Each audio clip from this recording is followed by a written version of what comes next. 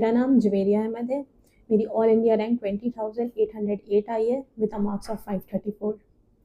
अगर मैं अपनी जर्नी की बात करूँ so it started a long back, but अगर मैं सर्वश्रेष्ठ करियर इंस्टीट्यूट की बात करूँ तो मैंने इसे ज्वाइन करा था दिसंबर मंथ में with the suggestion of one of my friend who is already selected in NEET through SCI।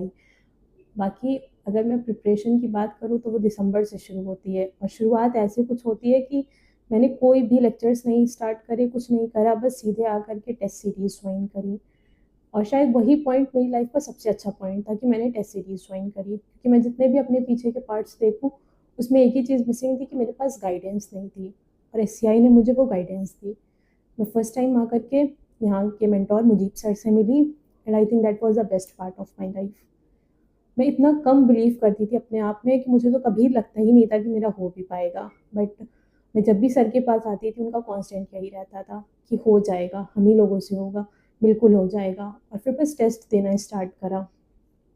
पहले मैं टेस्ट देने से बहुत ज़्यादा डरती थी क्योंकि मार्क्स बहुत कम आते थे, बट सर का कांस्टेंट मोटिवेशन रहता था कि नहीं, टेस्ट ही देना है, टेस्ट से ही सिलेक्शन होता है।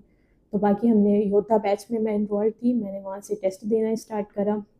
इनिशियल्स में मार्क्स बहुत कम रहे, लेकिन जैसे कि हमारा एग्ज़ाम करीब आया, सर ने टेस्ट की फ्रीक्वेंसी बहुत ज़्यादा बढ़ा दी और बहुत ही स्ट्रांगली हमें इंसिस्ट करा कि हमें टेस्ट देना भी है। अपार्ट फ्रॉम दैट ये रहता था कि टेस्ट देने के बाद सर हमारे मार्क्स पे नहीं ध्यान देते थे, वो ये देखते थे कि हमारी कमियाँ कहाँ पे रही हैं। वो हमें हमारे वीक पॉइंट्स पे फोकस करने को कहते थे। आई थिंक वही मेन रीज़न था कि मेरे मार्क्स बढ़ना शुरू हुए।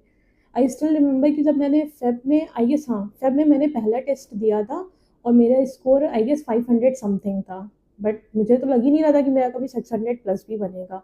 बट जस्ट 2-3 मंथ्स में मैंने अच्छा खासा स्कोर इम्प्रूव हुआ। वो उसका मेन रीज़न यही था कि यहाँ की टेस्ट सीरीज़ बहुत ज़्यादा अच्छी थी, बहुत ही फ्रिक्वेंसी से टेस्ट हो रहे थे, और एट लास्ट आकर के तो मेरे 650, 660, 670 कॉन्स्टेंट हो गया था। तो वो चीज़ थी, वो मुझे बहुत ज़्यादा कॉन्फिडेंट दे रही थी। प्रीवियस अटेम्प्ट्स में यही रहा था कि मैं जब भी एग्ज़ाम देने जाती थी मुझे कभी भी कॉन्फिडेंस नहीं होता था, बट इस बार ऑल्दो पेपर का लेवल बहुत टफ था, बट जिस तरीके से सर ने सब समझा रखा था कि पेपर जैसा भी आए हमें कॉन्फिडेंटली करना है, कोई क्वेश्चन नहीं आए तो हमें स्टक नहीं होना है, तो ये सब चीज़ें ध्यान रखी, बाकी पेपर करा। मार्क्स देख के तो मुझे बिल्कुल नहीं लग रहा था कि सिलेक्शन होना है, बट अल्हम्दुलिल्लाह things get well and I am going to a medical college.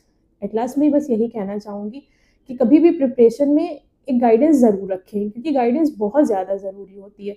एक पॉइंट आता है प्रिपरेशन का जहाँ पर हम खुद सब कुछ नहीं समझ सकते, हमें कोई एक मेंटोर चाहिए होता है जो हमारे आपको देख करके अच्छे से ऑब्जर्व करे, हमारी मिस्टेक्स को, हमारी कमियों को देखे और हमें हेल्प करे।